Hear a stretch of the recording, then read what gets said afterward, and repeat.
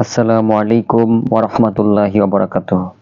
সম্মানিত দর্শকবৃন্দ, আজকে আমি আপনাদের জন্য খুবই মজার তদবির নিয়ে হাজির হয়েছি। আপনারা যারা জালিম এবং কঠিন শত্রু থেকে পরিত্রাণ পেতে চান, আজকে এই তদবিরটি তাদের জন্য।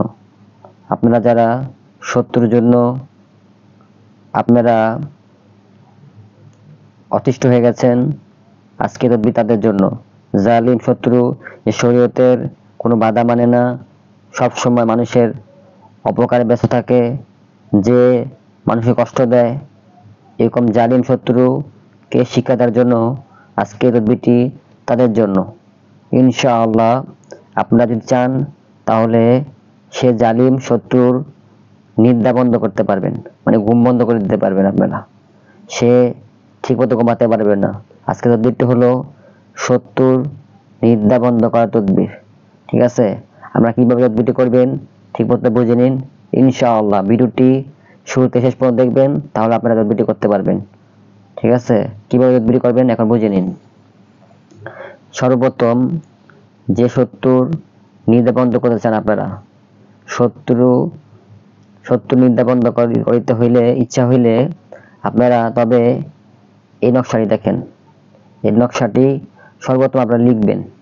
এক পেজ নকশা একটা সাদা কাগজে লিখবেন। আপনারা প্রথমত লিখে নেবেন। ঠিক আছে, স্ক্রিনশট নেন ভালো করে। লেখার পর আপনারা কি করবেন, প্যারেক নেবেন। প্যারেক, একটি নতুন প্যারেক দ্বারা আপনারা চাপ দিয়ে এমনভাবে চাপড়া দিবেন। লেখার পর আপনারা এই প্যারেক দিয়ে মাটিতে এই প্যারেক সহ গেড়ে দিবেন, তদবিরা গেড়ে দিবেন। তারপর মাটি বরাদ করে থুয়ে দিবেন। ইনশাআল্লাহ সাথে সাথে যে জালিম এবং শরীয়তের যে পাবন্ধ করে না, আল্লাহকে ভয় করে না, সবসময় মানুষকে পেরেশান করে, যে সঠিক জায়গায় রাস্তায় থাকে না, সে আল্লাহ দুশ্মন, এরকম শত্রুর নিদ্রা বন্ধ করে দিবেন আপনারা। সে ঘুমাতে কষ্ট হবে এবং ঘুম বন্ধ হয়ে যাবে তার। তারপর আপনারা কি করবেন, তার ঘুম বন্ধ হয়ে গেল।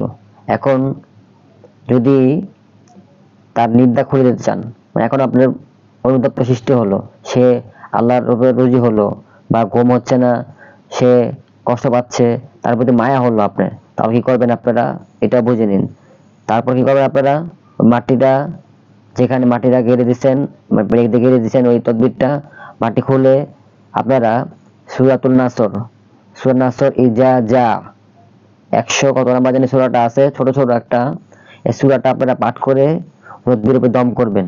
ঠিক আছে, তাহলে সাথে সাথে তার পুনরায় নিদ্রা চালু হয়ে যাবে।